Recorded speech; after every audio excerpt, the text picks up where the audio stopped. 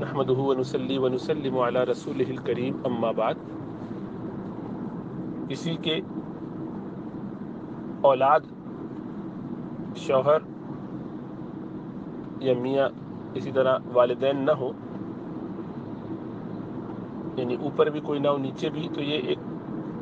کلالہ کسی صورت ہے۔ اس میں اگر کوئی دنیا سے چلا جائے تو اس کی وراثت اس کے رشتہ داروں میں سے بھائی بہنوں اور ان کی اولاد وغیرہ کو ملتی ہے۔ لیکن اب کوئی یہ سمجھتا ہے کہ وہ اپنا یہ مال کسی چیریٹی کو دینا چاہتا ہے، کسی اور شخص کو دینا چاہتا ہے، مثلا کسی نے کوئی بچہ لے کے پالا ہے، بچی لے کے پالی ہے، اس کو دینا چاہتا ہے، گھر ہے مثلا اس کے نام کرنا چاہتا ہے، تو اس میں شریعت کی طرف سے یہ صورت ہے کہ دنیا ہی میں، یعنی اپنی زندگی ہی میں وہ جائیداد یا وہ مال اس کے نام اگر کر جائے تو یہ کرنے کا اس کو اختیار ہے۔ مثلا اپنا گھر ابھی اس اڈوپٹڈ بچے کے لیے، بچی کے لیے کر جائے، لکھ جائے، تو ایسا کرنا بالکل جائز ہے، ایسا کیا جا سکتا ہے۔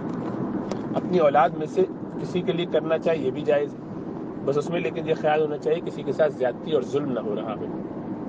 کہ ایک کو دے دیا دوسروں کو محروم کر دیا۔ اسی طرح سے اگر کسی نے یہ طے کیا کہ نہیں، میں ابھی تو نہیں، مرنے کے بعد ہی وصیت کرنا چاہتا ہوں کہ میں مر جاؤں تو پھر اس کے بعد یہ گھر اس کے نام کیا جائے، کیونکہ بہرحال اس میں خطرہ ہوتا ہے، کبھی کبھی لالچ آ گئی، مشکل ہو گئی تو گھر سے ہی نکال دے، کچھ بھروسہ نہیں۔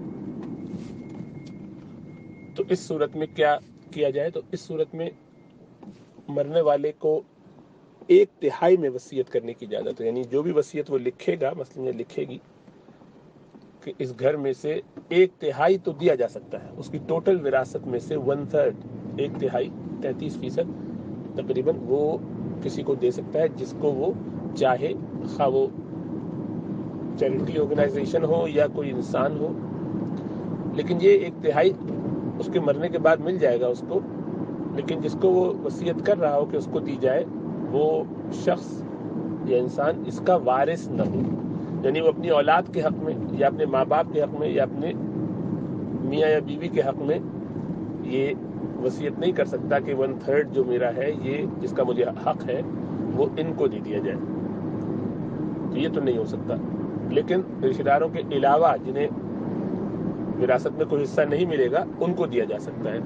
غیر کو دیا جا سکتا ہے، اجنبی پڑوسی کو، کسی کو بھی دیا جا سکتا ہے، کسی انسان کو یا ادارے کو۔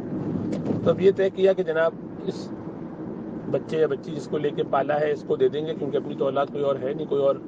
رشتہ دار نہیں ہے قریبی، تو اب یہ ہے کہ ان کو دے دیا جائے۔ تو ان کو دینے کی یہی صورت ہے۔ دوسری کہ 1/3 یا تو آپ کے مرنے کے بعد ان کو مل جائے گا، وصیت کر جائیے،